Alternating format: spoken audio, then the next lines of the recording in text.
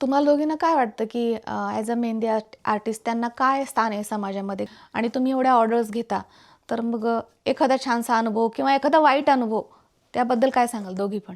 मी first order जेव्हा घेतली होती ना पहिली, तेव्हा खूप वाईट अनुभव आला होता. कारण मी तिथे गेले, त्यांनी पाणी पण नाही विचारलं, ते गोष्ट वेगळी. आणि नाही का डिझाईन नाही का त्यांनी मोबाईलवर दाखवली, मी तशी काढली, परत ते म्हणायची पूस ही मला नाही आवडली. चांगले पण अनुभव येतात, कारण की आता आपण ग्रामीण भागात काढतो ना, तर खूप आपलेपणा म्हणा किंवा प्रेम पण भेटतं. सगळेजण म्हणजे पूर्ण फॅमिली सारखं ट्रीट करतात. आणि वाईट म्हणजे फक्त आहे ना, वेळेचं बंधन म्हणजे पाळत नाही आणि पैसे देताना एक खूप किसकिस घालतात.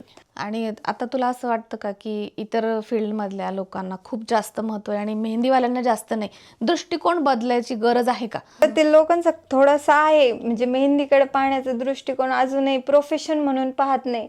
ज्यांना मेहंदीवाली आली आणि काढायची मेहंदी, पैसे देणारे म्हणून काढून घेतोय. किंवा कोण करतं मेहंदी, तर ज्यांचं शिक्षण कमी आहे, एज्युकेशन नाही आहे, आणि ज्यांची म्हणजे घरची परिस्थिती नाहीये, मग ते करतायत. आणि त्यांना असं वाटतं की मेहंदी म्हणजे हे प्रोफेशनच नाहीये. आता तुम्हाला दोघींना पण हा प्रश्न आहे की आपण ॲज अ मेहंदी आर्टिस्ट म्हणून करिअर करू शकतो का?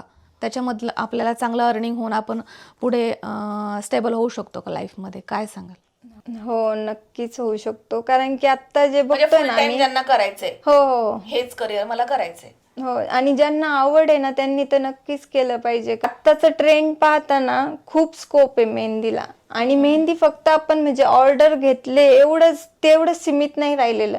आपण क्लासेस घेऊ शकतो ऑफ सीझन मध्ये. क्लासेस हो हो, मी आज स्टार्ट नाही केलेले, पण उन्हाळ्यात सुट्टी स्टार्ट करणार आहे. आता पेपर आहेत ना. ओके, म्हणजे तू अजून मी स्टडी पण करते आणि हे पार्टी. स्टडी करून तू तुझी हॉबी जोपासते. हो, त्याच्यातून माझी फी पण पेड होते, सगळं होतं ना. म्हणजे स्टडी करून ती तिचा म्हणजे हॉबी जी आहे ती जोपासते, त्यातनं तिला जे अर्निंग होतं त्यामधनं ती स्वतःचे एज्युकेशनसाठी म्हणा किंवा अजून काही गोष्टी, आईला मदत म्हणा, त्यामध्ये ती तिचे ते पैसे देत असते. आणि एक पण आहे की नाही का, जे जॉब करतात ना त्यांना पर इन्कम जे आहे ना त्याच्यापेक्षा जास्त पर डेला नाही का एखादी मेहंदी आर्टिस्ट कमवू शकते. हो, याच्यात आपण नक्कीच करिअर नक्की करू शकतो. हो, सिरियसली जर कोणी घेतलं. खूप छान मेसेज दिलाय तुम्ही. आणि आज आपल्या कार्यक्रमामध्ये आपल्या राहुरी शहरामधील स्नेहल कवाणे आणि अस्मिता गुंजाळ या दोन मेहंदी आर्टिस्ट आल्या होत्या. की आपल्या शहरामध्ये एवढ्या छान मेहंदी आर्टिस्ट असताना आपल्याला धावपळ करण्याची गरज नाहीये.